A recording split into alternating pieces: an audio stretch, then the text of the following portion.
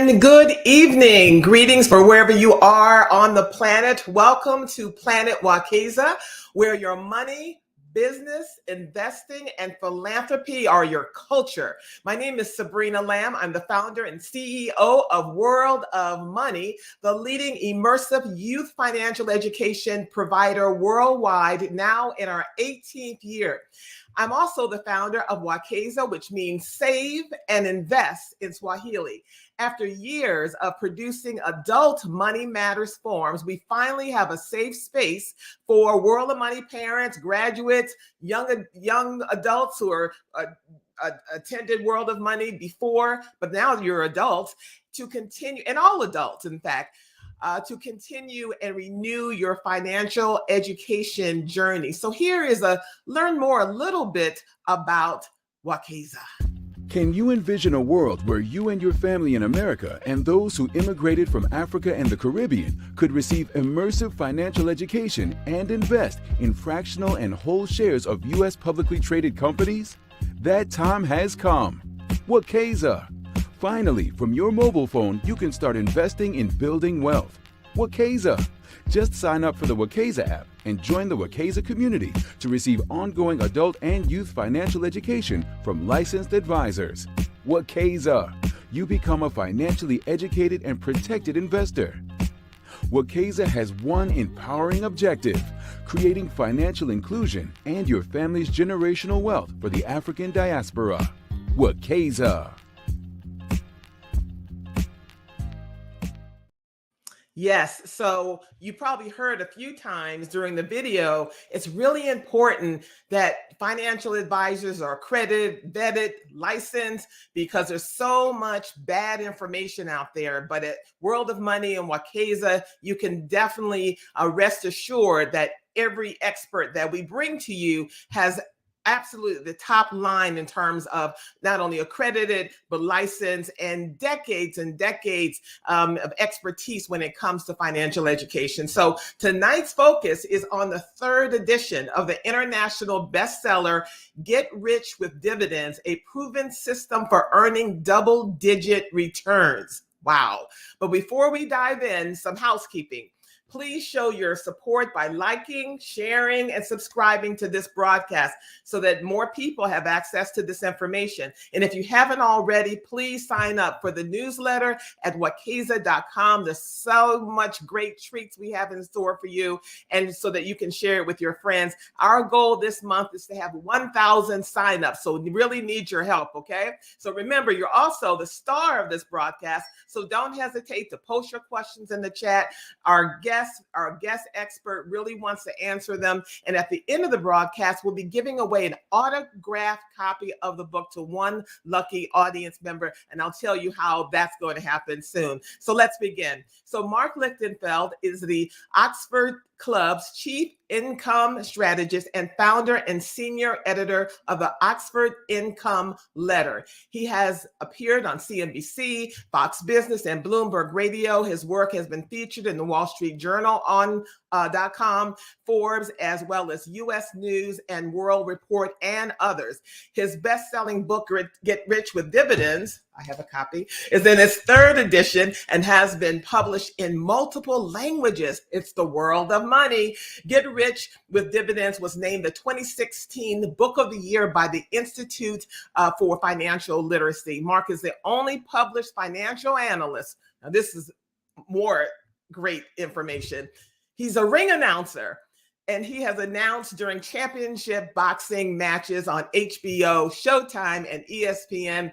Marc is also a valued member of the World of Money National Advisory Council. Coming to the stage, Mr. Marc Lichtenfeld. Hey, Marc. Hi, Sabrina. So I have a lot of questions, and we have questions that are coming in through the chat and from our audience members. So just a little bit of background about the why. Why do we need a third edition? This is the old edition. This is all dusty and rusty. That's the first one, yeah. That's the first one. Why the third, and how is your book and this information received in other countries, because it is translated in multiple languages? Sure. So thanks for having me. It's always great to talk with you. So the reason I wrote the book a third time or updated it is because the last edition came out in 2015, and so many things have changed in those 8 years. And when I first wrote the book, one of the key ideas was to come up with an investing strategy that would keep up with or beat inflation. But we really didn't have any inflation. We hadn't had any for years. And, I had written it kind of thinking, well, someday we'll have inflation and this will be the strategy you'll need. Well, we finally have inflation, as everybody very well knows. So as inflation really started to heat up, I thought it was really important to revisit this idea, make sure it gets in front of people, but also take a look at how it has performed over the last 10, when did I write the book originally? 2012. So the last 11 years. And see how the strategy has worked during all kinds of markets, including the COVID crash, the strong bull market that we had for so long. And so really the inflation was kind of the big catalyst. All right, so let's get into this. Okay. The first part I would like for you to address: when stock markets experience upheaval, people seem, particularly financial media, tend to lose their minds. And then we, the collective we, start reporting or repeating what is said on social media or on a traditional broadcast. What is your response to this? The stock market, has its ups and its downs for decades. So what's unique or different about this current market, if anything? Really, I don't think anything. There's kind of an expression, this time it's different. And that's also known as the 4 most dangerous words on Wall Street, because it never really is different. I mean, certainly circumstances can be different. The COVID crash, COVID was different. The financial crisis in 2008 was different. But what is not different is that over the long term, the stock market goes up. And yes, we'll have some bear markets, we'll have some crashes, we'll have some really scary times like we had in 2008. But we know that if you're invested for the long term and you don't bail out when things get a little scary, you make money over the long term. And that has worked, as you said, for decades and decades and decades. I mean, going back since the stock market was created. So really, to me, when you ask, what's different about this market, again, variables are always a little bit different, but it's not different this time. And I don't anticipate it will be, despite all the very serious problems that we do have in the world. And it seems like every day the headlines get worse and worse. Yet the markets, go up over the long term. And there've been bad headlines for as long as I can remember. That's for sure. I try to point that out to my kids when they get a little freaked out about what's happening in the world, and not to minimize the problems, which are very real and hopefully will get solved. But, I remind them that in the 60s, it seemed like the country was coming apart. In the 70s, inflation was through the roof when we had a president resign in disgrace, and so on and so on. There's always been some very serious issues. And at least, financially, the stock market continued to go higher over the long term.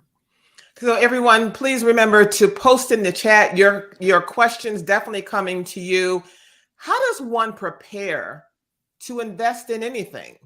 What do I need to have? A 6-month savings account? What kind of research should I, do? Tell us.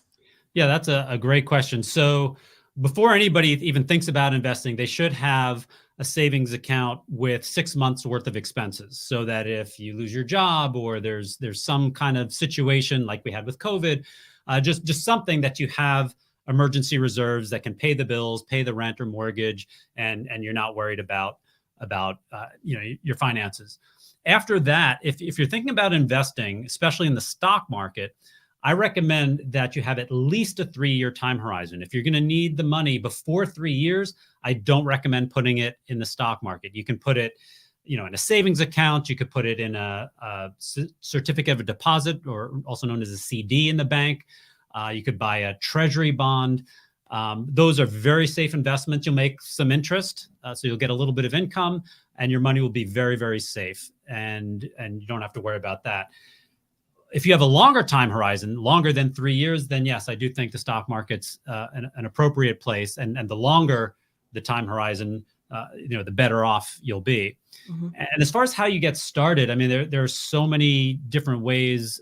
There's so much free information out there on the web, including at most brokers' websites. And it doesn't cost anything to open a brokerage account. You don't even have to fund it with any cash at the beginning. You can just open an account.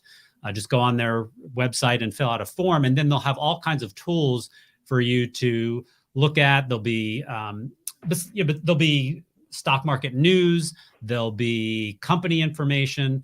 So one of the things that I did very early in my career, and I did not have a traditional start to my career. I didn't come out of business school. I didn't plan on going into the stock market. So when I first became interested in the stock market, I did a few things. First, I read everything I could get my hands on. And the best book that I read, and it was really the book that got me started on my journey, was called Understanding Wall Street by Jeffrey Little.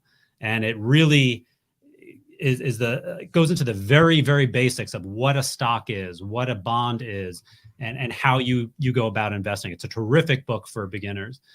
And then the other thing I did was I read, there's a business newspaper called Barron's. And I just started reading that cover to cover every week, even though I didn't understand 90% of it. But just by reading it all the time, and it covered, different types of stocks, different types of investments. It talked about the economy. And after, a little while, that started to soak in. So those were the tools that helped me very early in the beginning. I'd like to think my book, Get Rich with Dividends, can help people.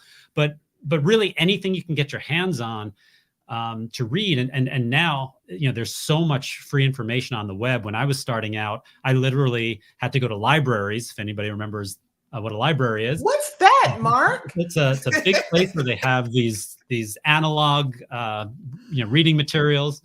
Yeah. And so I would go on weekends, and I would take some books home, but other times there was materials you were not allowed to take out.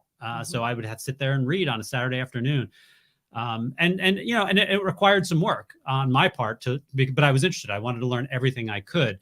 For people who are not that interested in doing it themselves, you can hire a financial advisor, and they'll take care of all of that for you. You pay them, and there's various ways. You can pay them a straight up fee. There are financial advisors that charge you to manage your assets. So it might be 1% of your assets. That's generally what I recommend, unless you just need somebody just to create a plan for you, and then you're going to do it yourself. Then you might just pay a fee. But having a professional can help you if you are either unsure of doing it yourself, or you just don't want to. I mean, not everybody wants to do it themselves. I'd like to think most people can do it themselves. It's not as complicated as you think. But for those people that don't want to, or want to have that professional doing it for them, you can go that route as well. Felicia Palmer asks, does hysteria become a self-fulfilling prophecy? That's a great question. Certainly, as things are really coming apart in a crash or a very significant bear market like we saw in 2008, sure. I mean, the headlines are bad. Not just the financial headlines. Usually the Main Street headlines, the mainstream media headlines are bad, and certainly the financial headlines will be bad. And as you know, Sabrina, and as I'm sure everybody knows who's watching and listening, in the media, if it bleeds, it leads. They're gonna give you the worst news possible, because that's gonna make you need to tune in to find out what's next and what to do next and how to save your neck. So yes, that does lead to more panic on Wall Street, and not just for individual investors and beginning investors. I mean, the pros do the same thing.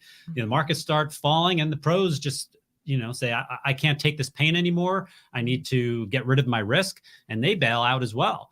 But the important thing to remember, like I said, is markets go up over the long term. And if you can have the intestinal fortitude to zig while everybody else is zagging, that's where you can really do very, very well. If you can buy while everybody is selling, you can do extremely, extremely well. It's not easy to do, and it's scary.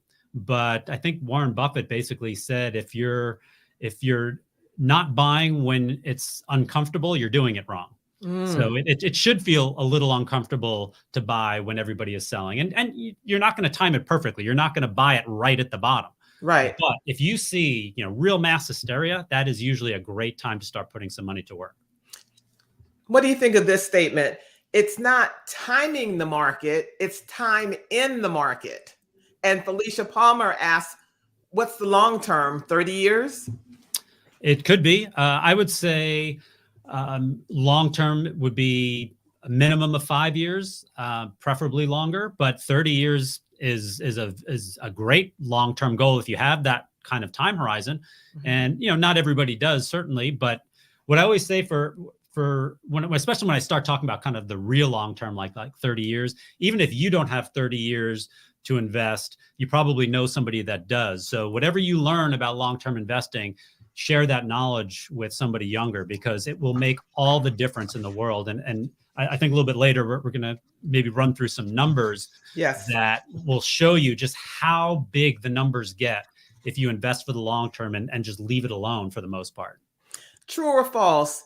Do all companies pay a dividend? No, they don't. Actually, most do not pay a dividend. And if you're unfamiliar with what a dividend is when you own a stock. Most people, you buy a stock and you hope that the stock price goes up, and that way, when you sell it, you'll make a profit. Some companies, and there's a decent, there are hundreds of companies, do pay a dividend. They'll pay you cash every quarter. Some even do it every month. And it could be anywhere from a fraction of a percent a year to even as much as 10, 15% on the very high end. And you can take that cash and hold on to it and use it for whatever you want, or you can automatically reinvest it, which is one of the things I strongly recommend if you don't need the money right now. And when you automatically reinvest it, that means you automatically are buying more shares of that stock.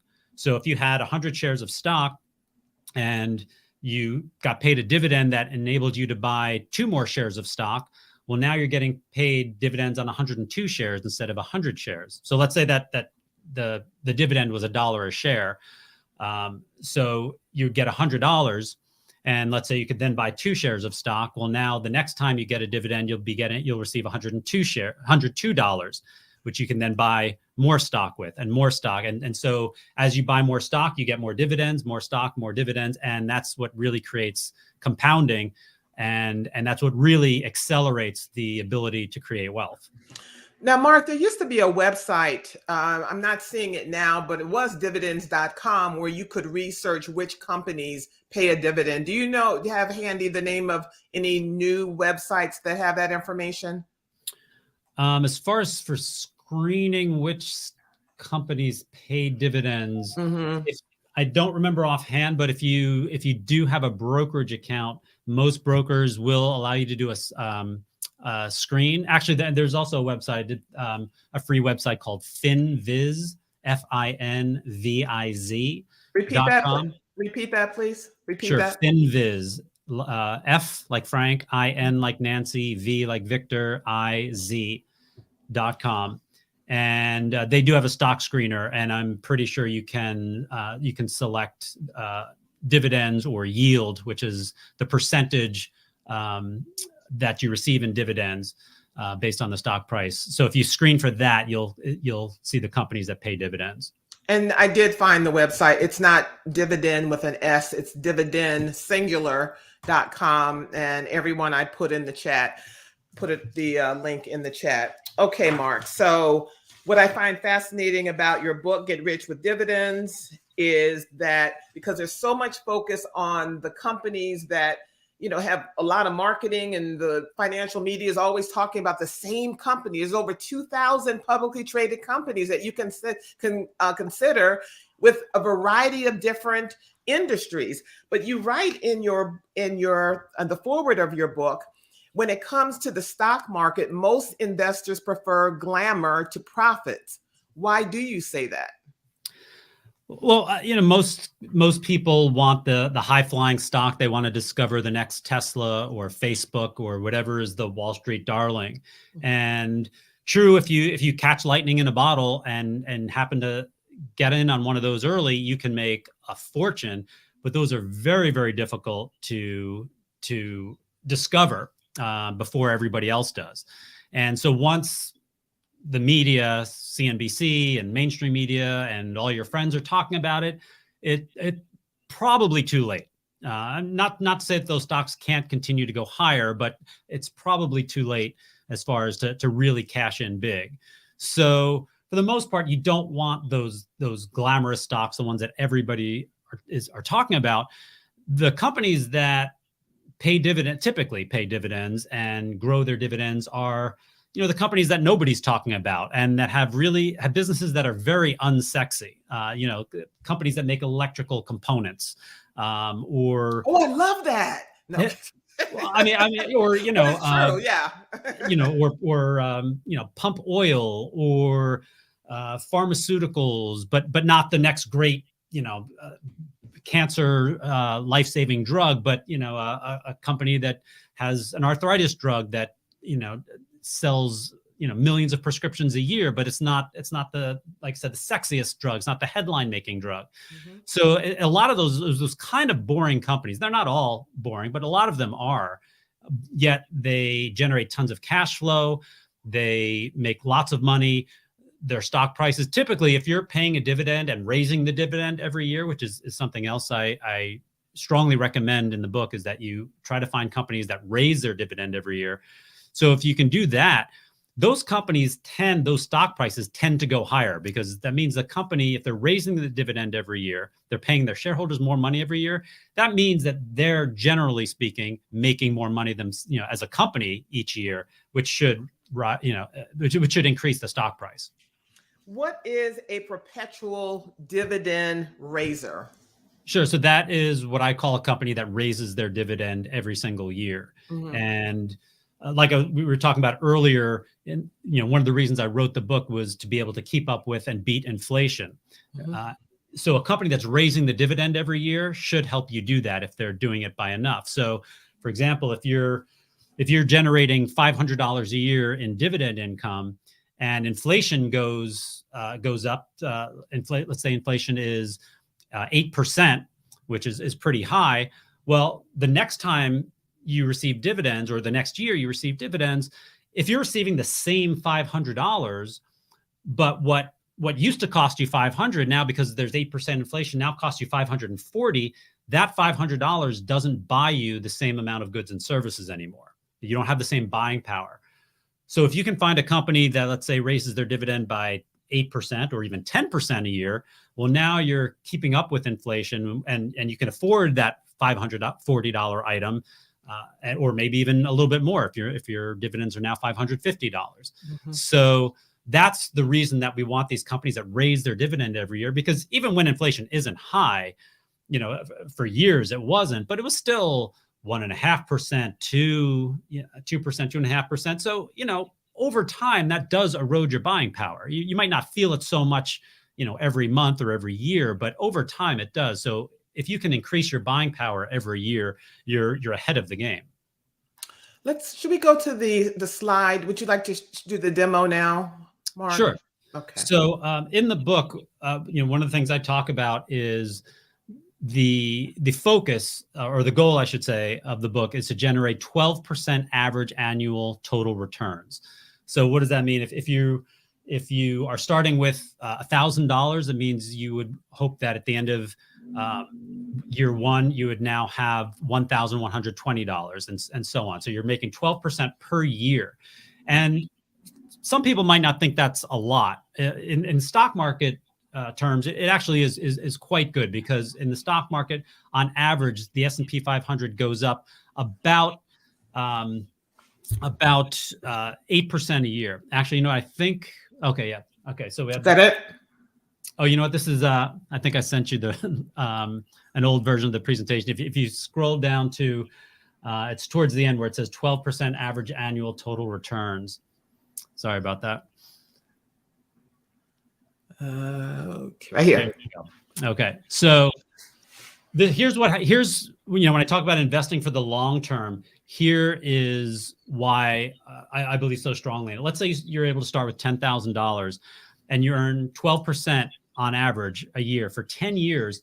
you can see that turns into $31,000. So that triples your money. And again, this would be, we're talking about a one-time investment earning 12%. You never touch it. You're never adding more money. In 20 years, you now have $93,000. In 25 years, you have $144,000.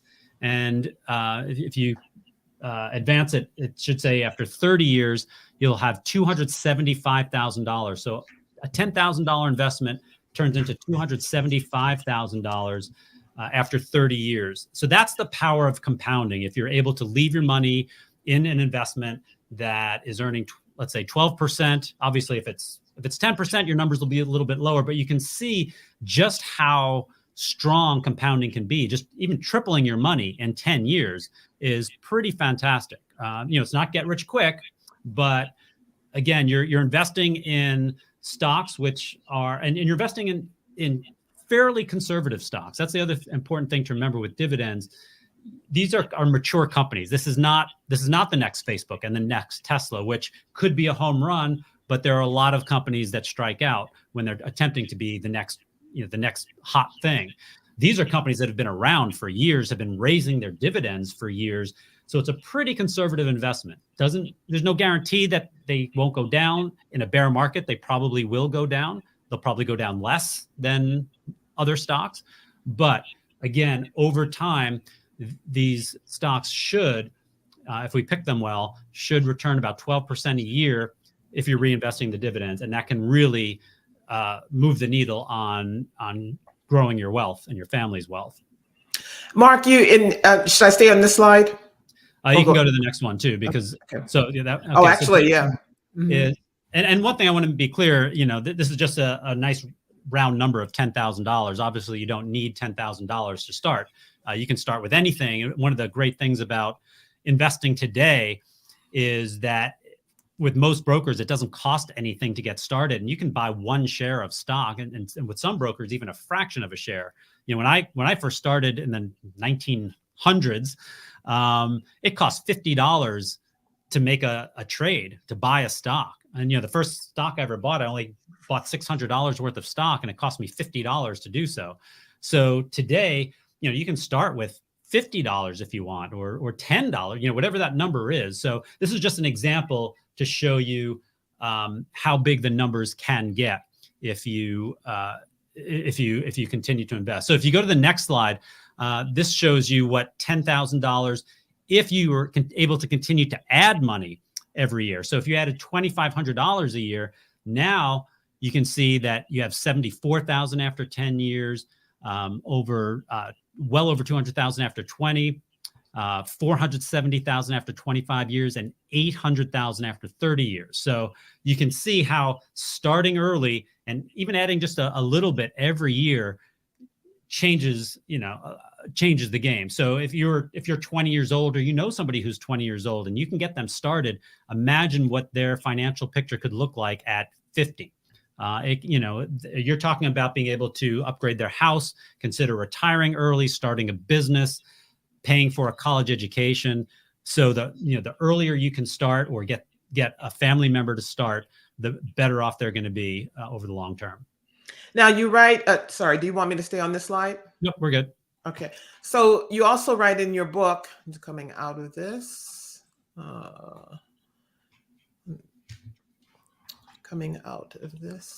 Okay. So you also write that past performance, and every time you read stock market investing, there's always that little clause that no one can read, but it says past performance is no guarantee of future results, but you argue that it's pretty darn close. Sure. So that past performance is no guarantee of future results is a very standard language, especially for mutual funds and any kind of investment. So basically what they're saying is, just because this mutual fund averaged, let's say 10% a year, doesn't mean that's going to continue.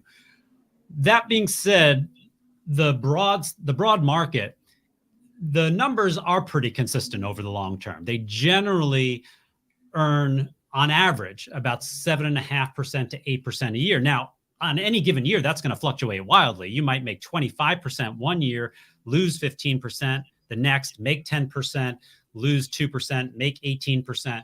but over the long term, those averages do tend to stay pretty much in line at about between 7.5% and 8% per year. And if we are investing in these perpetual dividend raisers, like I talk about, these companies that are raising their dividend every single year, the numbers are even better. And then what I'm trying to do is, like I said, average 12%, which is even better than kind of the broad index of these dividend raising companies. What are your thoughts about dividend ETF? Someone in LinkedIn, don't have your name, but what are your thoughts about dividend ETFs, Mark? That's a great question. So, and I get this one all the time. There are no dividend ETFs that raise their dividend every year, even though they invest in companies that do. So if your goal is to increase your dividend income every single year, a dividend ETF won't do it. There are no ETFs, no mutual funds. There are no other investments that I know of that raise their dividends every year other than these several hundred individual stocks. Now, the benefit of a dividend ETF is that you don't have to pick the stocks yourself, that you leave it to either a professional money manager, or in many cases, these ETFs are just index funds. So it's there's not a person saying, well, I think we should buy this one and not that one. It's whatever's in an index is automatically bought. And as a result, if it's an index fund, it's a very inexpensive way to have your money managed. So there are some benefits, but if you want to have that annual dividend growth, you will not get it in an ETF. So you also write, why companies raise their dividends? Why would they? Why do they have to? And why do companies choose to offer dividends and some don't? Great question. So the reason that they do, what you'll typically find, a company that is in hyper growth mode will not pay a dividend because they're funneling all of their excess cash back into the business.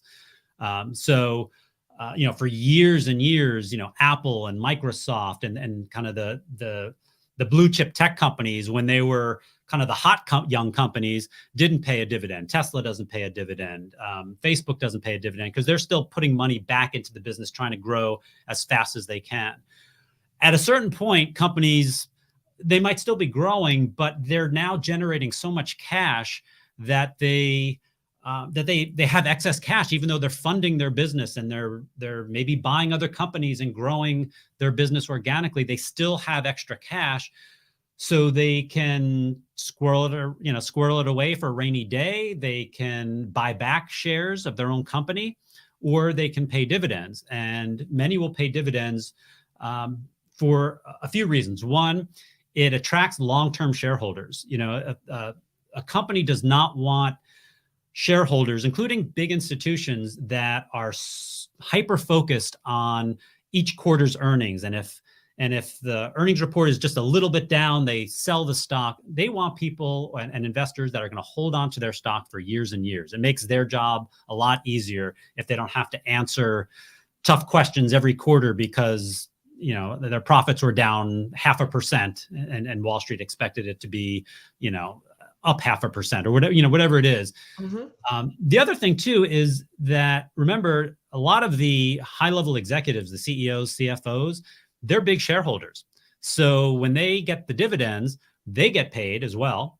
And dividends are taxed at a lower tax rate than your ordinary income tax rate. Mm-hmm. So if you're a CEO and you have the choice of, let's say, $1 million bonus versus $1 million in dividends, you'll probably take the dividends because the dividends are going to be taxed at a much lower rate. Mm-hmm. So the CEO and the CFO, the executives like their dividends as well. And the last reason is, especially for the companies that raise their dividend every year, it sets the bar very high. It sends a very strong message to investors that management has confidence that the business is doing really well and will continue to do well. And if you think about it, if a company has raised their dividend every year for, let's say, 25 years, and suddenly they don't, that sends a very strong message to Wall Street that something has changed, and it's changed for the worse, right? And I'm not even talking about cutting the dividend or eliminating it. I'm just saying if every year for 25 years they raise the dividend and now they keep it flat, that's saying that something is different than has been in the last 25 years, and the company's stepping on the brakes a little bit. And that's going to scare some investors and they're going to question it. So by continuing to raise the dividend, they are signaling that we believe strongly in our business and we are very confident that this business is going to continue to grow. So it's a really good signal to Wall Street. And you'll even see in very difficult years like 2020, when COVID shut everything down, companies that had long track records of raising their dividend every year, some of them, they didn't have a ton of cash coming in, but they maybe raised the dividend by even a fraction of a penny, just to keep that track record going, just to signal that we're going to get through this.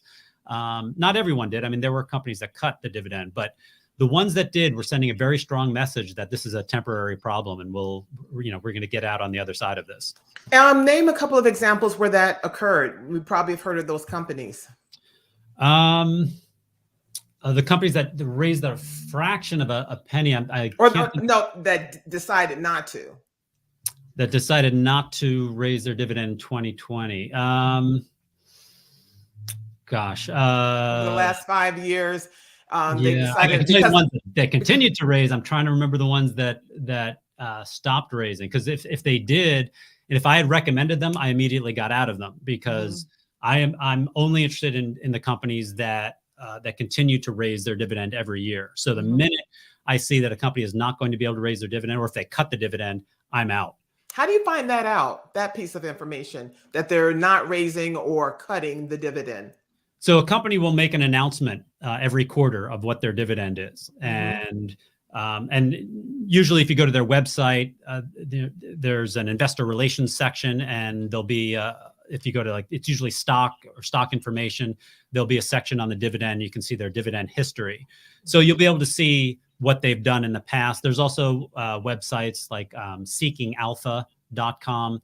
And if you type in a ticker symbol and then click on dividends and dividend history, you'll see what the company's dividend history is. And the companies that raise the dividend will often say that right there in the press release, that, where they announce the dividend, we're now paying 50 cents per share. That's a 6% increase over last year. And if they have a long track record, they're usually pretty proud of it. And they'll say, this is the 30th year in a row that we've raised the dividend every year. I think that would be a great part of our research before we invest in a company, to find out what their dividend track record or their press releases talked about. Absolutely. And that's kind of one of the first things I look at. When I'm looking at a stock to recommend to my readers, I will, the first thing I need to see is that the company has been raising their dividend, and most recently, has done so within the past year. Then if I see that, then I'll really dig into the financials and make sure that they can continue to do that, and it's a stable company and so on. But if they're not raising their dividend, I'm not interested. You're not interested. What are DRIPs? So DRIP stands for Dividend Reinvestment Plan. And that's when, as I had mentioned earlier, you automatically buy more shares with your dividends. And you do that through your broker. So if you buy shares of stock with your broker, you can inform them. And usually it's on the website. There's a place to select it. But if you can't find it, you can always call them or email them. And you automatically have those dividends reinvested, so that you don't have to think about, is the stock a good buy now? Do I want to put more money in? Every single time that dividend is paid, it is automatically reinvested into the stock. And the nice thing about DRIPs is it takes all the emotion out of buying stock. And there's always a reason to be worried about the market, worried about a stock. And I'm very much in favor of any process that removes emotion out of it. So you might have the best of intentions, say, well, I'm going to collect the dividend in cash, and then when I get a certain amount of it, when I get $50 or $100, I'm going to put it into the market. And so then you get that $50 or $100, and you go, oh, the market's falling right now. It doesn't look so good. I'm going to hold off. And then next thing you know, the market has turned around and your stock is 10 points higher and you missed it. So if you can automatically, if you can make that process automatic, where your emotions are completely eliminated, you'll do so much better in the market. It's kind of what we were saying before about investing for the long term, and regardless of what the market is doing, and bear market, crash, just letting it ride. Whatever you can do to take your emotions out of your buying and selling decisions is really important. Right. And I think it's really important for our audience to, they may see a financial analyst or media person ranting and raving about whatever. And then there's someone on the exact opposite side ranting and raving to the opposite. Both maybe had good points, Sure. but they're opposing views. And it really comes down to how should our audience, look at all that contrasting information from two ranters on whatever financial media. So when it comes to financial media, I never listen to anyone's specific recommendation. I'll listen to their points. So if they're talking about the economy, one says we're headed to recession, one says we're not.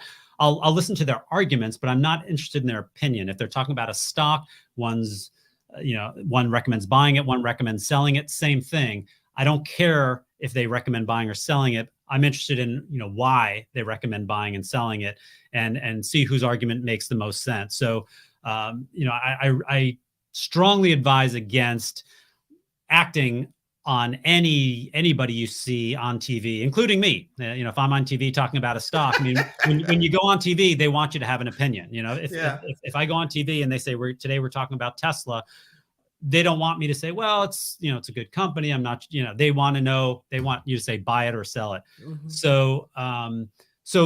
So keep that in mind, and also keep in mind that somebody may be what we call talking their book. They may own the stock and they believe in it, but they own it. So they're naturally bullish, or somebody does not own it or just sold it or what have you. So, there's a reason that they're also bearish. Mm-hmm. So keep that in mind. Don't act on anyone's recommendation.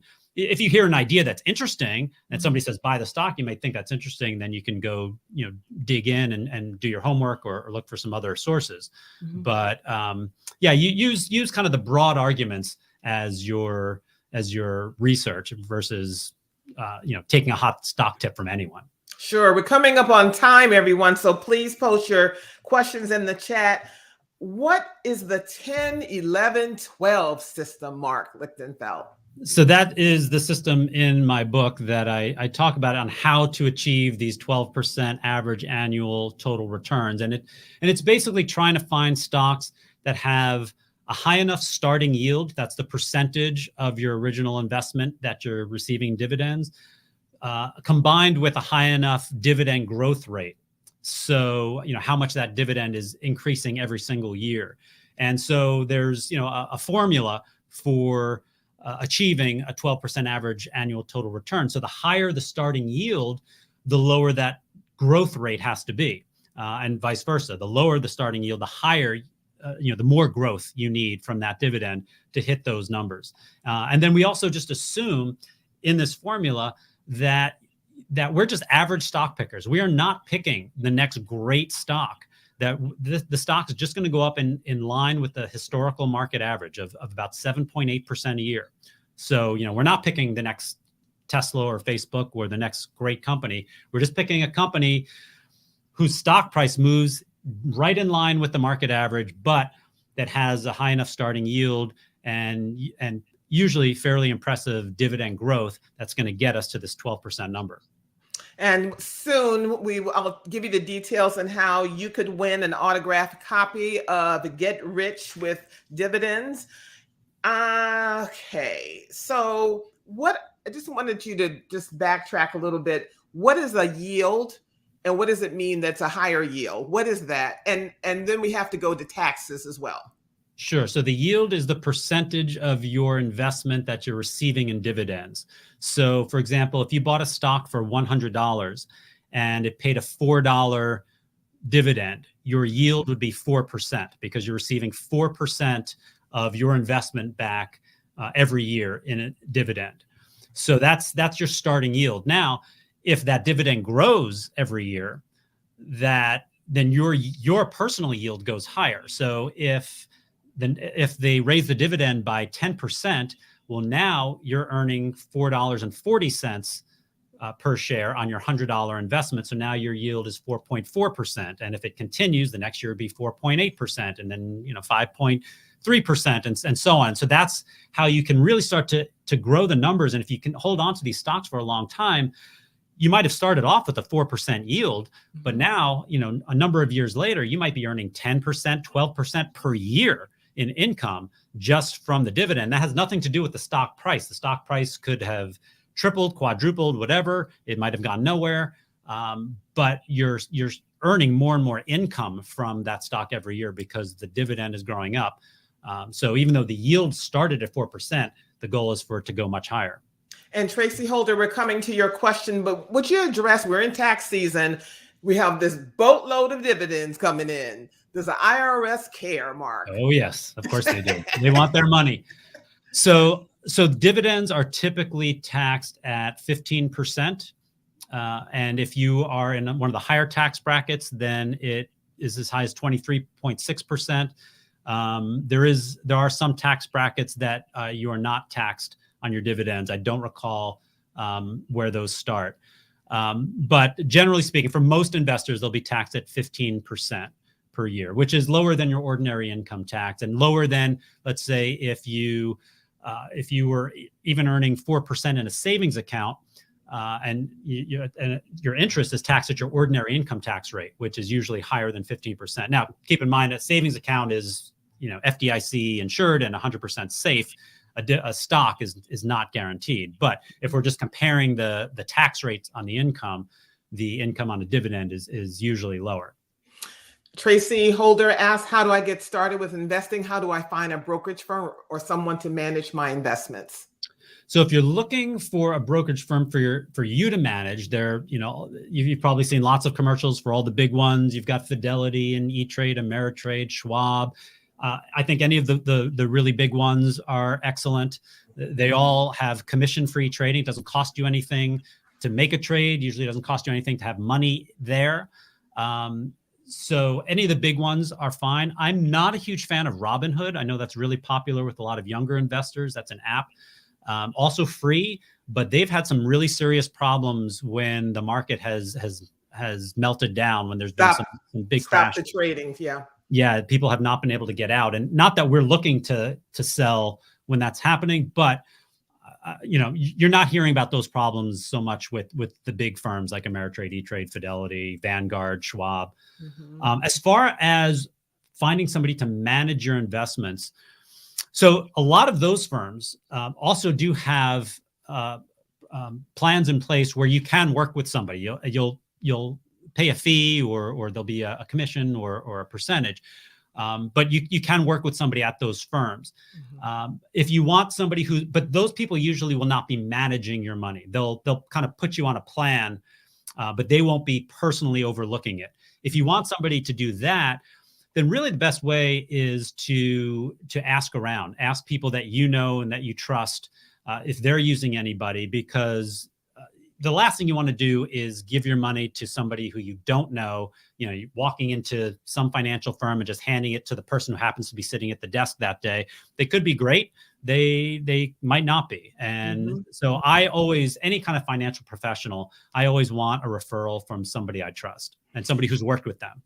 And Tracy, we have wonderful, brilliant, licensed financial advisors who teach at World of Money. I'm happy to send you a list. If you email us, we can send you the list. Then you do your own vetting. So even though we love them and they teach the children, it's like Marc teaches the children. So we got to do a background check on everybody. Yeah. But there's a website called brokercheck.finra.org. You may love the person. You always do a background check on everyone, particularly when it comes to managing your money. Wikesa, we are going to launch our own app where you can invest and receive, education and the whole thing. So you can sign up and you'll know about that. But always do the background check, and you can email us and can send you a list of names, and you'll have a conversation with them, because the other part of this investing and someone managing your money, and it's important for you to have someone because you have your own unique goals, your family goals, maybe your retirement or not retirement, maybe you have a child that's going to college or whatever. And that's why this one size fits all, when someone says, oh, you should invest in whatever that's, hot and fiery and everything. Maybe that doesn't meet your goals. So that's why you need to have a one-on-one conversation with your own representative. Okay. And finally, my question as we wrap up, because unless there's any other questions in the chat, is this is your third edition, Marc, of your book, Get Rich with Dividends. What is the biggest misconception regarding this subject and investing? That dividend stocks are boring. And, like we've been talking about, people want that home run. They want that stock that's going from $10 to $100 in a month. And that's not going to happen with most of these dividend stocks. You might get lucky and something crazy might happen, but that's not what's going to happen with these companies. These companies are about getting rich slowly and consistently.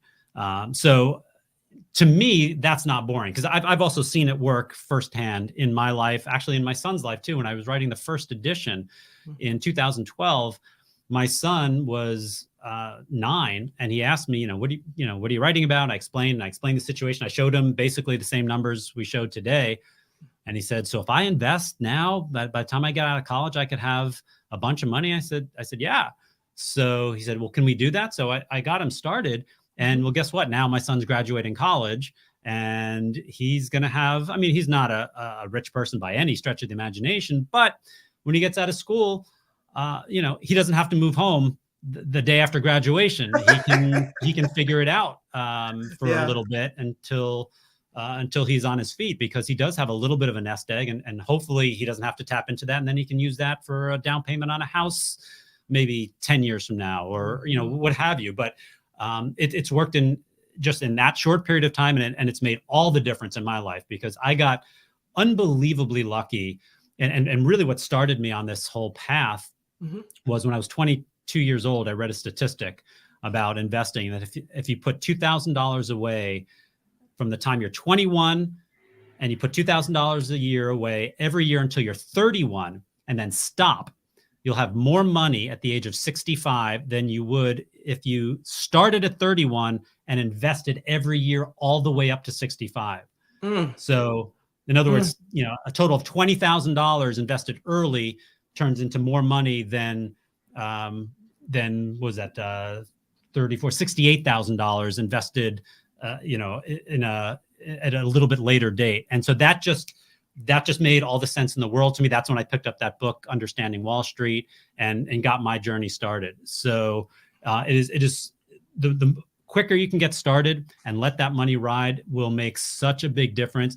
You're not going to feel it tomorrow. You're not going to feel it next year, but I promise you in 10 years, 15 years, and so on, you're going to feel it in a very big way. Felicia Palmer asked, how much did you invest for your son? Did you use drips, or did you add fresh cash over the years, or just the drips? I think we started him with 5,000. We did drips. If we added anything, it was money that he made. I didn't add anything I didn't give him any more money. If he worked jobs in high school or whatever, and I think he put in a little bit more money that way, but otherwise we just let it run. So imagine, everyone, if you got started now, pick up the book, but there's going to be a lucky winner in a few minutes of the autographed copy. Not this version. I have the original version.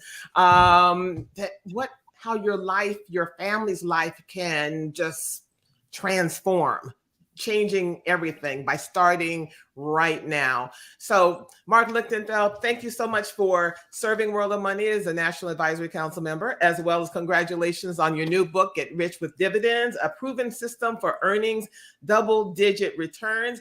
And whoever, you had to be here at the beginning, the first person to email info@wekeza, WEKEZA.com. What does Wekeza mean? Said that at the beginning. What does it mean? We'll get an autographed copy from Marc of this fantastic international bestseller. Marc Lichtenfeld, thank you so much for being with us. We look forward to having you back with the 20th edition of Get Rich. I don't know if that's going to happen. This might be the last one. We'll see. We'll see. Thank you. Thank you. Good night, everyone.